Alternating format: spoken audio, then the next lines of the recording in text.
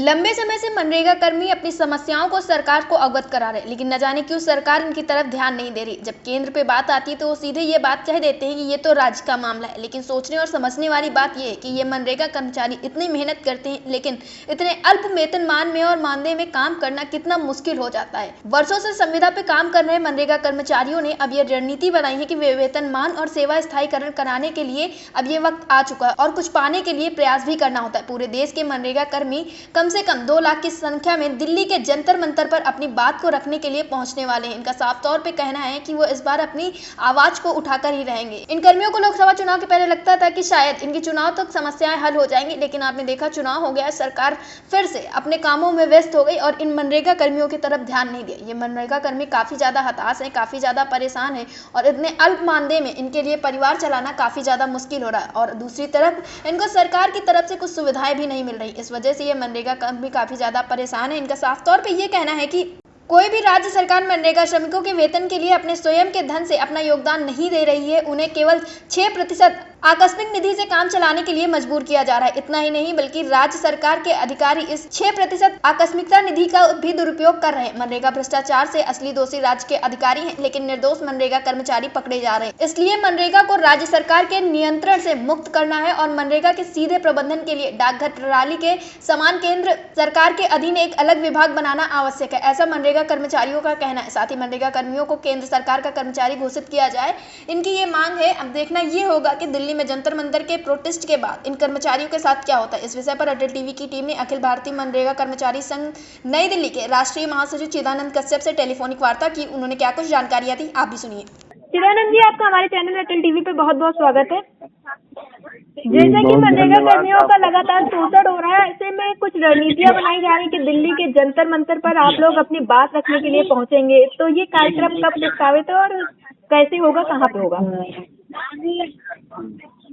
बहुत बहुत धन्यवाद अटल टीवी को जो संज्ञान लिए जी मनरेगा कर्मियों के खबर का।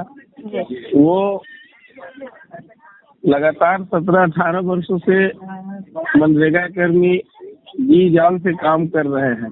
जी एक प्राइवेट में काम करने वाला एक नौकर को भी लोग उतना माने 10,000 और 8,000 नहीं देते हैं। आज जितना महंगाई है, जी कम से कम 18-20 हजार रुपया उन लोगों को मिलता है। जी और जो मनरेगा कर्मी लगातार काम कर रहे हैं, काम करने में इतना दबाव है, इतना प्रेशर है, मैंडेज क्रिएट करो तो ये करो तो वो करो, जी इतना सारे काम है और उसके तुलना में माने जो मानदेय है बहुत नाकाफी है। जी तो इस बार मनरेगा कर्मियों ने ठाना है कि अपनी आवाज को बुलंद करने के लिए जंतर मंतर पे 2 लाख मनरेगा कर्मी अपनी उपस्थिति सरकार को बताएंगे कि उनकी परेशानी है, इसलिए उनको दिल्ली आना पड़ा। क्योंकि केंद्र सरकार हर बार पल्ला झाड़ देती है यह कहकर कि केंद्र राज्य अपना पैसा देती है, इसको राज्य चलाती है, लेकिन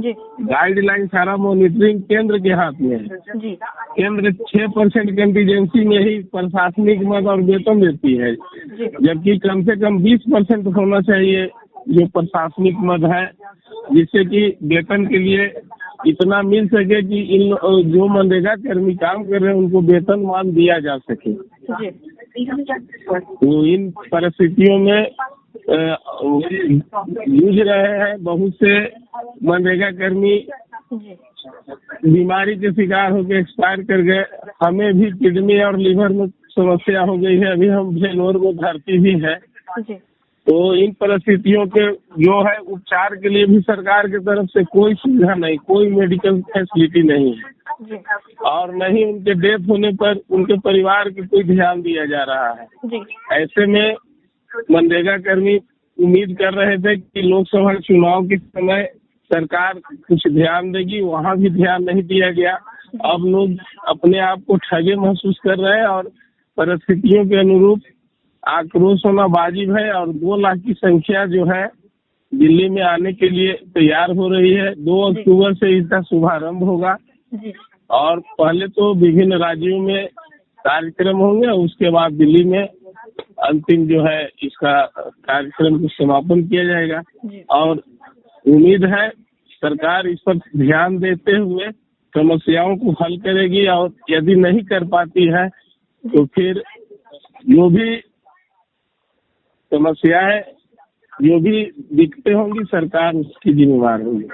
जी, तो क्या हम इसमें ऐसा मान सकते हैं कि कुछ कमियां तो राज्य सरकार के द्वारा भी की ही जा रही हैं, और कर्मचारियों से बात करने पे ये पता चलता है कि सरकार की तरफ से तो उनको सुविधाएं मिले, लेकिन अधिकारी बीच में हिला हवाली कर देते हैं, जिस वजह से वो इन सुविधाओं से आप जो बता रहे हैं उनसे वंचित रह जाते हैं। ऐसा सरकार जो गाइडलाइन दी है उसमें जो गाइडलाइन है वो स्पष्ट नहीं है ना।